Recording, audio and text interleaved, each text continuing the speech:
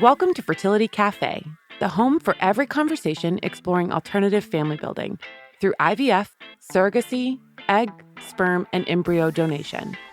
Our host, Eloise Drain, alternates episodes between educational shows covering specific topics and guest narratives for further insight. For a mastery, understanding, and confidence in all things alternative family, subscribe to Fertility Cafe. Hey there, welcome to episode 96 of Fertility Cafe. I'm your host, Eloise Drain. Today, we're going to delve into a topic that's often overlooked but incredibly important: the lack of regulation and oversight in the fertility industry. Assisted reproductive technology is becoming more common in today's world, yet there's a pressing need for more regulation and transparency in the fertility industry. It's time we lift the veil and have an open conversation about it.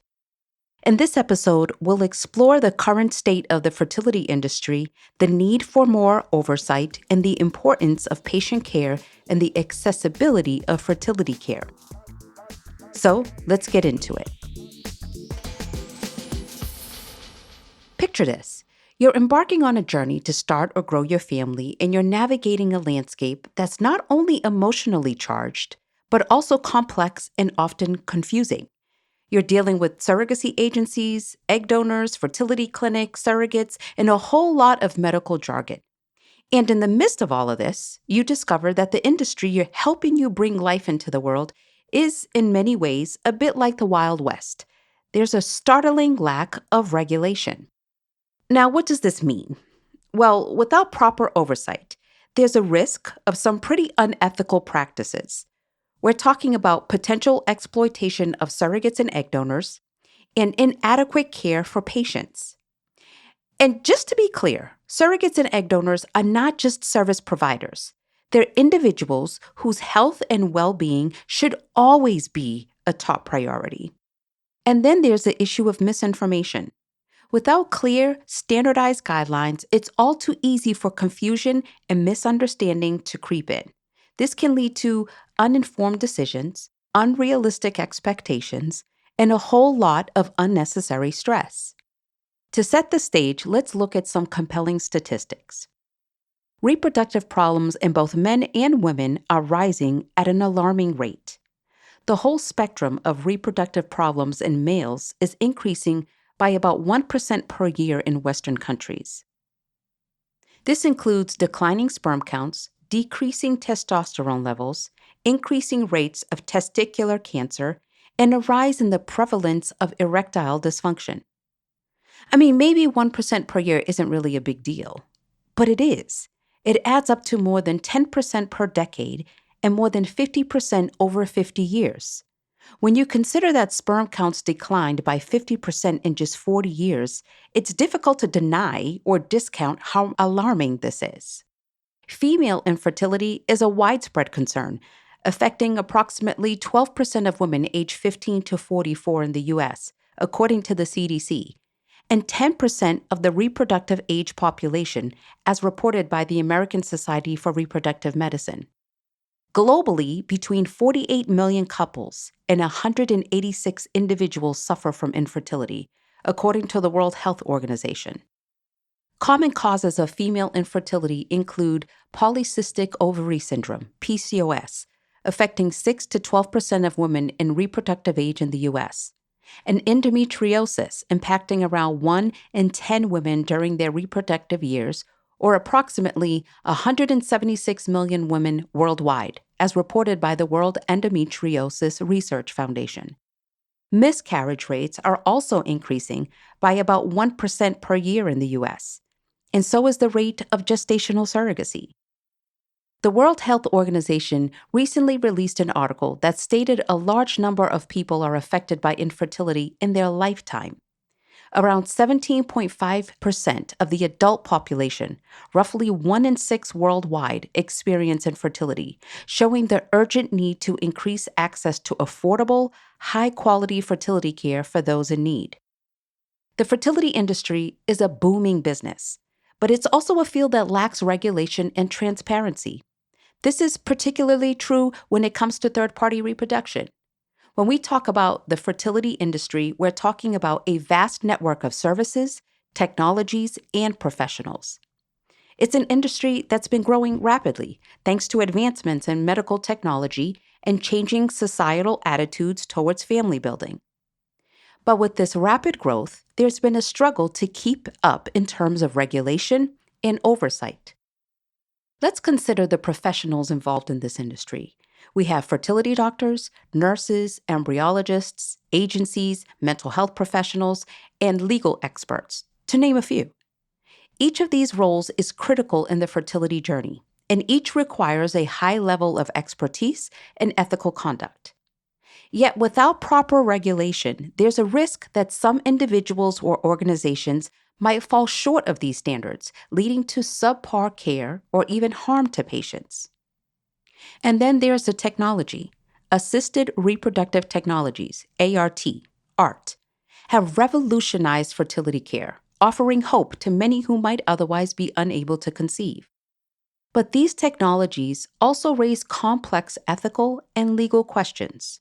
For instance, what happens to unused embryos? Who has the right to use stored genetic material after a divorce or death? Without clear regulations, these questions can lead to legal battles and an emotional turmoil for those involved. The fertility industry also intersects with other industries, such as insurance and pharmaceuticals. The cost of fertility treatments can be prohibitive, and insurance coverage is often inadequate. This can lead to disparities in access to care, with only those who can afford out-of-pocket expenses able to pursue certain treatments. And then there's the role of pharmaceutical companies, which produce the hormones and other medications used in fertility treatments. Without regulation, there's a risk of price gouging, leading to even higher costs for patients. Another critical issue is the lack of insurance benefits for fertility treatments. While some insurance plans do cover certain treatments, many do not. This leaves many patients paying out of pocket for treatments that can cost tens of thousands of dollars. This financial burden can add significant stress to an already emotionally challenging process. The fertility industry is also a global dimension. Fertility tourism is a growing trend, with individuals and couples traveling to other countries for treatments that are cheaper or simply available when they are not in their home country. This raises additional concerns about regulation and oversight, as standards and laws may vary widely from one country to another. Patient care in the fertility industry is a multifaceted concept that goes beyond the medical procedures involved. It's about treating patients with respect, understanding, and empathy. It's about providing emotional support and clear, accurate information. It's about being there for patients every step of the way, from the initial consultation to the final outcome. Unfortunately, the reality often falls short of this ideal. Many patients report long waits to schedule appointments, which can be particularly stressful given the time-sensitive nature of many fertility treatments. This is partially due to a shortage of reproductive endocrinologists. As the demand for fertility treatments has grown, the number of specialists has not kept pace. This can lead to overworked doctors and rushed appointments, neither of which is conducive to high-quality patient care.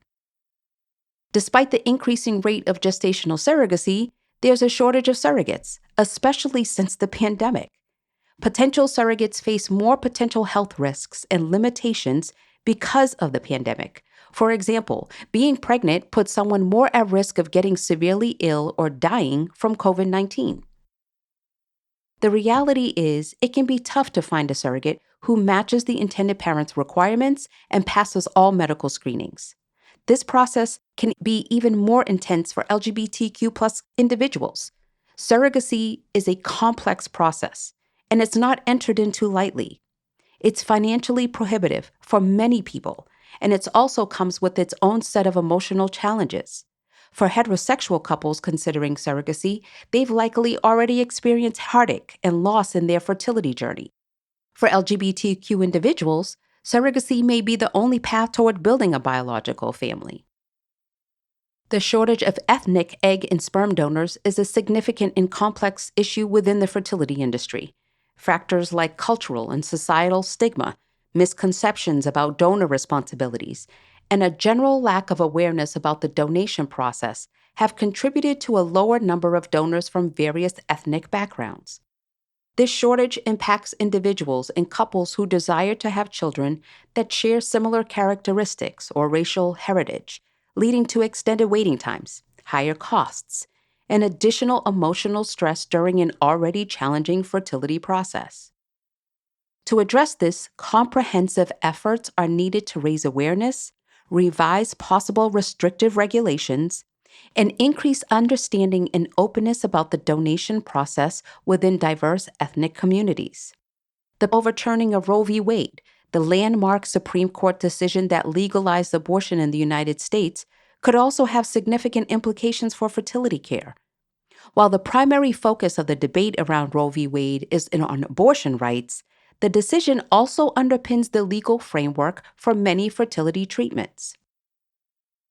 Roe v. Wade, the 1973 Supreme Court decision that recognized the constitutional right to privacy, extended to a woman's right to make her own personal medical decisions, including the decision to have an abortion. The ruling has been a significant landmark for women's rights and reproductive health. While often associated primarily with abortion rights, Roe v. Wade has a broader impact on reproductive health and fertility treatments.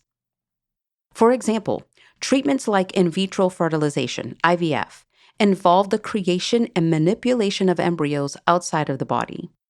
This is a process that can challenge traditional beliefs about conception and pregnancy and might be regulated more heavily or possibly even prohibited if the legal principles underlying Roe v. Wade were overturned or significantly altered. Another important aspect is that if the scope of Roe v. Wade is narrowed, it could provide states more leeway to enact laws limiting access to specific fertility treatments or to regulate them more heavily. Some of these laws could limit certain types of research or impose additional requirements on fertility clinics, potentially making treatments more expensive or less accessible for many people. Furthermore, legal principles affirming reproductive autonomy also protect the rights of individuals and couples to access fertility preservation treatments, such as egg freezing or sperm banking. These methods are particularly important for individuals facing treatments like chemotherapy that could impact their future fertility, or for those who wish to delay childbearing for personal or professional reasons. Next, there's an urgent need to address misinformation in the fertility industry. Many patients report feeling overwhelmed by the sheer volume of information available online, much of which is conflicting or misleading. That's why patient education is so critical. Patients need access to reliable, evidence-based information to make informed decisions about their care. They also need support in interpreting this information and applying it to their unique situation. But education should not be the responsibility of patients alone. Professionals in the fertility industry also have a role to play. They need to be well informed about the latest advances in fertility care, and they need to be able to communicate this information effectively to patients. This requires ongoing training and professional development, which should be a standard part of any fertility care practice. In terms of accessibility, there are a few key issues to consider. First, fertility treatments need to be affordable. This can be achieved through insurance coverage, government funding, or innovative pricing models. Second, fertility care needs to be available to all, regardless of sexual orientation, gender identity, marital status, or socioeconomic status. This means removing barriers to care and creating inclusive, welcoming environments. Patients need access to the full range of fertility treatments, from basic testing to advanced procedures like IVF and egg freezing. The need for regulation in the fertility industry is not just about preventing unethical practices. It's about ensuring that everyone involved in this process, from the professionals providing care, to the patients receiving it, to the donors contributing genetic material, to the surrogates and how their pregnancies are covered, is protected and treated with the respect and dignity they deserve. It's about making sure that the incredible advances in fertility care are accessible to all, not just a privileged few. And it's about navigating the complex ethical and legal terrain of assisted reproduction with care and oversight.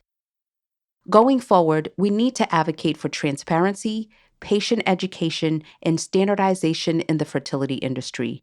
We need laws that protect all parties involved and that provide clear guidelines for ethical conduct. We need regulations that ensure fertility treatments are safe, effective, and accessible.